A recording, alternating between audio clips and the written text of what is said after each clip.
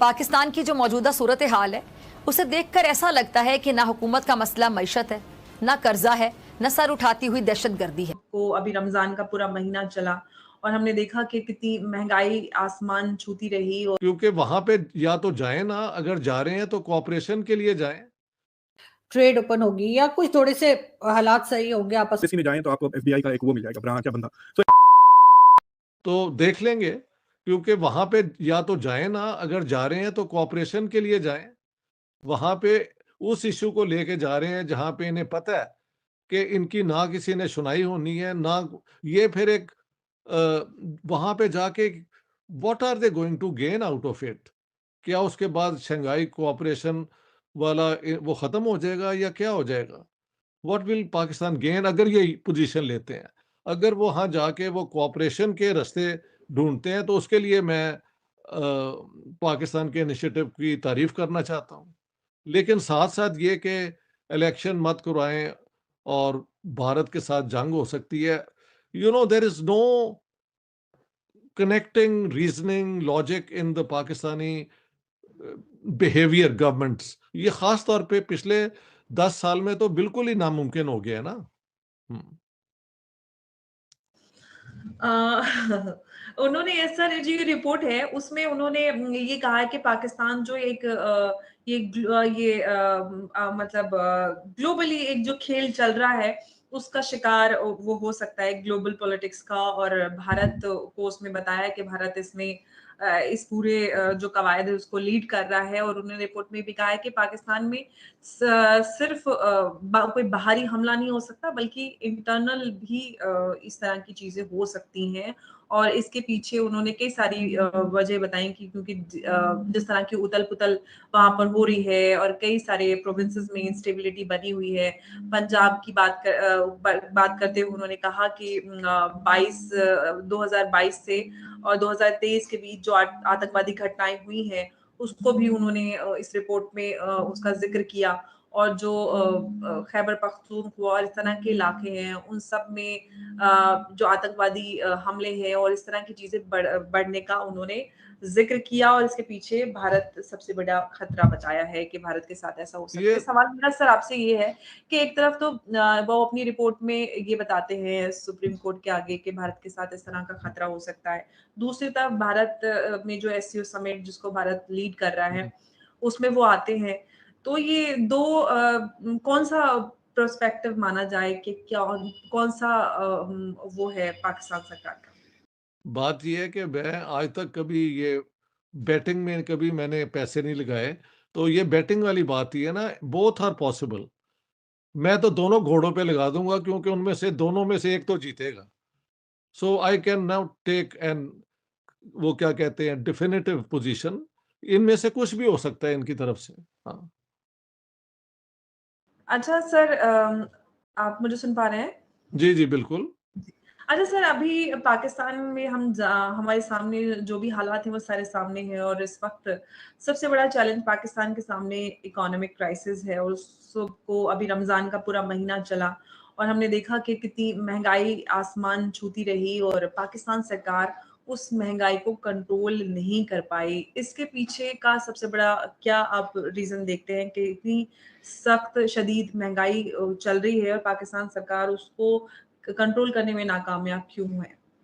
देखिए, अब महल कंट्रोल तो इसलिए भी नहीं हो रहा कि इतनी ज्यादा हमारे पे जो डेट है उसको क्लियर करते हुए हमारे सारे रिसोर्सेज वहां चले जाते हैं। तो इन्होंने कोई इंडस्ट्रियल इंफ्रास्ट्रक्चर नहीं बनाया, कुछ वो हाई टेक एजुकेशन लोगों को नहीं दी, तो इंडस्ट्री नौकरियां कहाँ से आएंगी आज के दौर में? लगता है कि हिंदुस्तान पाकिस्तान आपस में बैठ के बात करेंगे, ट्रेड ओपन होगी या कुछ थोड़े से हालात सही होंगे आपस में एक दूसरे के साथ बातचीत की हद तक तो जाएंगे, उसी वक्त कोई ना कोई इस किस्म के वाकयात क्यों हो जाते हैं जैसे ये अभी पुंछ में हुआ या फिर ये कि जैसे ये निकल कर आगे गवर्नर साहब जब ये गवर्नर थे तब तो इन्होंने कुछ कहा नहीं और अब ये इस बात को कर रहे हैं, तो ये कहीं ना कहीं ये चीज दिखाता है कि लोग चाहते हैं हिंदुस्तान पाकिस्तान में बातचीत ना हो, टर्म्स बेहतर ना हो, जो इस किस्म के वाकयात होते हैं। देखिए, इंडिया और पाकिस्तान सिमेट्रिकल नहीं है, मतलब they are not mirror images.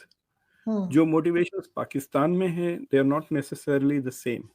So for example ये जो सत्यपाल मलिक साहब है, I don't think what he's doing is trying to undermine या impact India-Pakistan relations.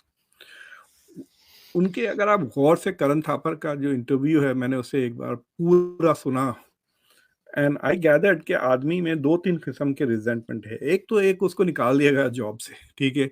He was high flyer, right? Vice president रह चुके थे वो नेशनल बीजेपी के. 2012 में उनको 4 काफी प्रेस्टिजियस गवर्नरशिप्स मिली थी. बिहार के थे, फिर कश्मीर, फिर गोवा, फिर मेघालय, राइट. उनको बड़े सडनली जॉबलेस हैं वो अक्टूबर से. और मतलब he is used to being a high flyer. Suddenly it's like saying कि you are nobody, you know. It's like saying कि बाबर आजम को आपने ड्रॉप कर दिया, अब वो मैच स्टेडियम में बैठ के देखेंगे, सवाल ही नहीं होता ना. It's like that. So that is one problem. दूसरी चीज ये है कि वो थोड़े अपसेट भी हैं कि उनकी बेइज्जती भी हो गई क्योंकि उनको सिर्फ एक सिक्योरिटी गार्ड मिला है. he was complaining about that. वो कह रहे हैं कि भाई I feel insecure क्योंकि, but he also feels under appreciated. तीसरी चीज है कि वो किताब लिख रहे हैं and he probably wants to create a buzz about the book. लेकिन टाइमिंग खराब है. मतलब अगर बुक शायद अभी निकल जाती तो शायद वो काफी बिक भी जाती, लेकिन किताब अभी आई नहीं. But he is already trying to create buzz. हो सकता है ही नोज मोर, और जब किताब आएगी तो किताब में भी शायद कोई नए चीजें एक्विजिशंस होंगे, और फिर then he will go around on TV and talking about that. So there are some 2 or 3 personal reasons. चौथी चीज ये है कि इंडिया में आजकल लोग ना इस पार्टी से उस पार्टी, उस पार्टी से इस पार्टी बहुत कूद रहे हैं. आपने देखा होगा कर्नाटका में जो चल रहा है. तो आई हैव अ फीलिंग कि he is trying to find a new home in a new political party. हो सकता कि तो ये उनके पर्सनल रीजंस होंगे. लेकिन पाकिस्तान में जो चीज होती है कि उसमें जो इदारे हैं और इंस्टीट्यूशंस हैं जिनको पाकिस्तान और इंडिया के टेंशंस के वजह से इंस्टीट्यूशनल फायदे होते हैं. तो फॉर एग्जांपल मैं आपको देता हूँ, यहाँ पर 9/11 के बाद FBI का स्टैचर बहुत बढ़ गया. बहुत पैसे मिले उनको, नए कंप्यूटर्स मिले. आप पता है अब हर एम्बेसी में जाएं तो आपको अब FBI का एक वो मिल जाएगा, ब्रांच या बंदा. सो FBI became international and institution. उससे CIA को बहुत तकलीफ हो रही थी बिकॉज दे फेल्ट कि ये बजट हमको आने के बजाय वो, तो बीच में एक इंस्टीट्यूशनल कंपटीशन बन जाता था. तो जो पैराडाइम शिफ्ट हो गया था यूएस में. वॉर को हम क्राइम, टेररिज्म को हम क्राइम के बजाय वॉर की तरह यूज कर रहे थे. तो पाकिस्तान में भी यही है कि जो अगर इंडिया पाकिस्तान के हालात बेहतर हो जाते हैं तो Pakistan will spend less on defence, more on development, more on hopefully more on development, more on education, या मोर ऑन लूटमार. जो भी आपके लीडर चाहे उनके लिए भी पैसे फ्री हो जाएंगे ना चुराने के लिए. वो एग्जैक्टली आसानी हो जाएगी. बिल्कुल. तो जिनका नुकसान होगा वो क्या कह रहे हैं कि भाई अगर हम we need to keep this conflict alive because it is. कई साल पहले मुझे एक कॉन्फ्रेंस में लगी थी यहाँ पर US इंस्टीट्यूट ऑफ पीस. तो वहाँ पर मिंडनाओ के रिबेल्स वगैरह के साथ मनीला फिलीपींस. तो मुझे याद है मैं वो कॉन्फ्रेंस का पहला सेशन अटेंड करा. 300-400 लोग थे, फौजी भी थे. इतने ज्यादा पीस एक्टिविस्ट थे मनीला में उस जमाने. और जब मैं उनसे मिलने लगा तो they were highly qualified MBAs from very prominent. तो मैंने कि नॉन प्रॉफिट सेक्टर में क्यों काम कर रहे हैं इतने हाईली क्वालिफाइड, प्राइवेट सेक्टर में जो पैसे बना सकते लोग.